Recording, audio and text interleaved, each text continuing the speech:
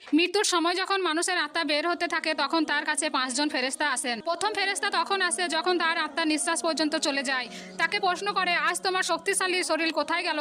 যখন আত্মা পুরোপুরি বের হয়ে যায়, দ্বিতীয় ফেরেশতা এসে বলে, আজ তোমার ধন দৌলত কোথায় গেল, যেগুলো তুমি জমা করেছিলে? আর যখন জানাজা ওঠানো হয় তখন তৃতীয় ফেরেশতা এসে বলে, আজ তুমি এতটা লম্বা সফরে বের হয়েছো যা তুমি এর আগে কখনো করনি।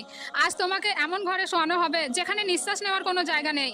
আর যখন তাকে কবরে শোয়ানো হবে তখন চতুর্থ ফেরেশতা এসে বলে, কাল পর্যন্ত তুমি জমিনের ওপর চলাচল করেছো আর আজ জমিনের নিচে শুয়ে আছো। কাল পর্যন্ত তুমি হাসছিলে আর আজকে কান্না করছো। কাল পর্যন্ত সবাই তোমার সাথে ছিল আর আজ তুমি একা। যখন কবরে মাটি দেওয়া হবে আর সবাই চলে, তখন পঞ্চম ফেরেশতা আসে, বলে, তোমার সব আপনজন তোমাকে ছেড়ে চলে যাচ্ছে। যদি তারা থেকেও যেত তাহলে তোমার কোনো সুবিধা হতো না। আজকে তুমি হয়তো জান্নাতের সুসংবাদ পাবে আর নয়তো কবরের আযাব। আল্লাহ আমাদের সবাইকে কবরের আযাব থেকে মুক্তি দান করুন, আমিন।